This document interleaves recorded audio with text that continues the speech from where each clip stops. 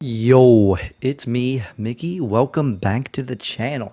Or I guess if you're new here, this is just a welcome. So today I'm going to be talking about Master Mutaito, the man who sealed a demon. I mean, technically it's a Namekian, but it just doesn't have the same ring to it. You know what I'm saying?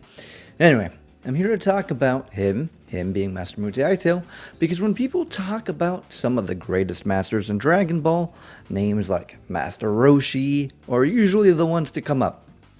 But keep in mind, behind Roshi, that there was someone a bit more important than that, in my opinion. The real OG Z fighter, and the teacher most fans probably don't think about too often, and that is, once again, Master Mutaito. It's fun to think about Master Mutaito because without him, I feel like the world of Dragon Ball just might not exist the way that we know it. Master Mutaito is the master of masters. Take a shot every time I say Master Mutaito. He is the legendary martial artist who lived 300 plus years ago, before the main events of the series, that being original Dragon Ball. He also trained 2 other students, which is why I said before, he is the master of masters, because those he trained were Master Roshi himself, and Master Roshi still follows Mutaito's footsteps, still follows his teachings. The other one would be Master Shen, who ultimately rejected Master Mutaito's teachings. And for those who don't know, Master Mutaito's story, this video is here to tell you everything you need to know about him. Just jumping in real quick to say like the video, hype the video, do what you gotta do. I also stream on Twitch. Just gotta get this out here. In the description is a lot of links. Go ahead and check all that stuff out. Let's get right back to your scheduled programming. First things first though. Mutaito was there when the world needed him most. He did everything he could against the threat of Demon King Piccolo. Earth was under attack. Again, this was 300 years ago. I guess before the original Dragon Ball. King Piccolo, the Demon King himself, was trying to achieve world domination. He was powerful enough to do it as well. He was very powerful. Okay, hold up. And he was powerful enough to do it himself. King Piccolo was a being of pure evil, spreading chaos and destruction with no care in the world. Now let me remind you, this was 300 years ago. That means there was no Goku who could save them. Master Mutaito, that's who was there to save them. Now keep in mind, Mutaito is stepping up. Not because he wants to fight, but he just uses that SSJ3, Wrath of the Dragon ideology. If I don't, who will? Type B. If you know what I mean, you know what I mean. Here's the thing though. Mutaito was not strong enough to win against Demon King Piccolo in a war of strength. I don't know exactly how to word this, but I'll just say this. Master Mutaito was not strong enough to beat Demon King Piccolo in a fight, alright? He could not... No sir. So, he has to use something else. The Mafuba.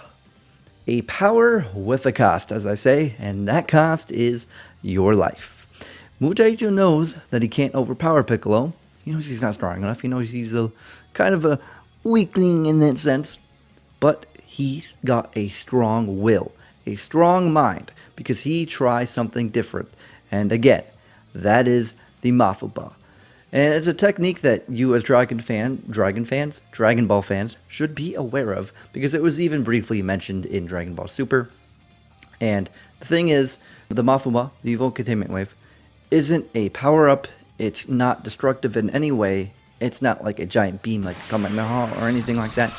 It is a sealing technique, alright? And it traps instead of destroys. The only problem with the Mafuba is, if the person's stronger, it requires a lot. I mean, it requires a lot to begin with, but if the person is stronger, it requires a lot of your focus, your energy, and again, most heartbreaking, your life. Mutaito knows this. He's willing to sacrifice everything to save the Earth. But lucky for Earth, when the moment comes, Mutaito doesn't hesitate. Again, strong-willed, strong mind. He uses the Mafu Ball and actually successfully seals King Piccolo, saving the world. But bye-bye, Master Mutaito, laid to rest, just dead. You knew it. He did it anyway. Keep in mind, the Dragon Balls may have been out there, but not very many people knew of them, if anybody did at the time, which makes this even more gut-wrenching. He did this knowing he's gonna be gone forever, not wished back at all. And to me, this makes Mutaito a hero.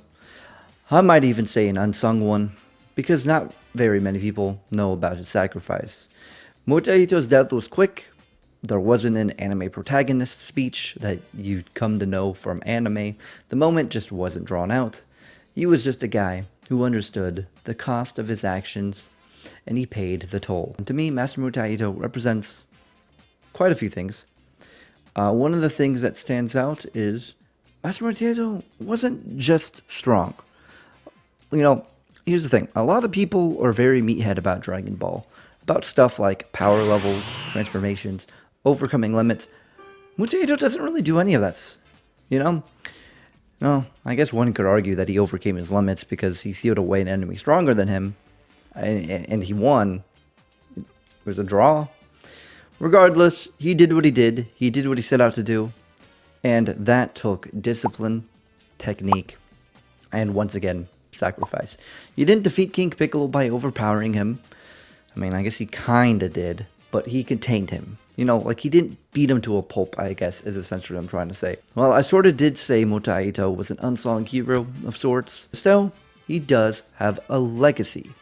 Mutaito does have an impact, and it, you know, his impact didn't just end with his life, because he has a legacy. It continued through Roshi, as Roshi carries on Mutaito's teachings. Roshi values everything that Mutaito did: balance, patience.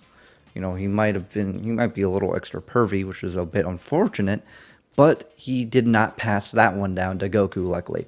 He passed down Mutaito's teachings down to Goku. Kind of became a chain in that way, and it's just kind of awesome to think about that, you know? The only problem is, while Roshi is a good part of Mutaito's legacy, the same definitely cannot be said about Master Shin. As I said, Master Shin rejected Mutaito's teachings. Master Shin is Mutaito's other student, and Shin just goes in the complete opposite direction. He abandons his master's philosophy, and I feel like that in itself pretty much tarnishes Mutaito's legacy just a little bit, because, let's be real here, Shin goes off the rails. He's very ego-driven more than anything, and just, you know, killing, assassin. Not very good stuff. Regardless, let's just kind of move on to why Mutaito still matters, in my opinion. So, as I said in the beginning of the video, without Mutaito, the whole story of Dragon Ball could have been massively different. And I'm not only saying that because Master Roshi recalls his tale during the 22nd Budokai after Krillin is killed by Drum. So obviously, you know, Roshi knows. Roshi could talk about it. And Roshi could use this as like some knowledge of Demon King Piccolo. But the thing is, Mutaito still matters because he also sets a foundation for everything that kind of comes after. Again, not just what Master Roshi said, but Master Mutaito's story, while it may be simple, without Mutaito, let's see, King Piccolo is never sealed, right? Roshi never becomes the teacher that we know, so he couldn't retell that tale to, I guess, everybody during the 22nd Budokai. The balance of the world would also be completely different, because if King Piccolo got his way, everyone would be under King Piccolo's rule, and anything, I guess anybody that would be strong enough to, I guess, try to take out King Piccolo, or somebody that would try to rebel, would be dealt with pretty swiftly, I'd say. Mutaito is also important when it comes to Dragon Ball as a whole, as he himself introduces an idea that Dragon Ball keeps coming back to, that essentially not every problem can be solved with fists, with brute force. Sometimes power isn't enough, and you're like, what are you talking about? Sometimes sacrifice is the answer. Again, what are you talking about? A good example would be the Saiyan Saga. What happened to Goku against Raditz? Yeah, yeah.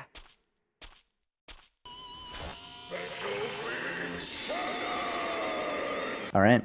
He sacrificed himself for the greater good. He was the main character, and he died within the first saga. That is sacrifice. He did it because he knew he had to do what he had to do, just to keep the world moving. And I guess here's some of my final thoughts. While Master Mutaito isn't the strongest character in Dragon Ball, and he isn't the most popular, to me he might be one of the most important characters in the entire series. You see, in Dragon Ball, where it's basically constantly about becoming stronger and stronger, Mutaito shows true strength isn't just about power. He isn't constantly like overcoming limits, going crazy. He steps up, and he's willing to give everything for it. And when I say everything, again, if I wasn't clear enough, I said it like 3 or 4 times in the video, his life. And on that note, bye-bye!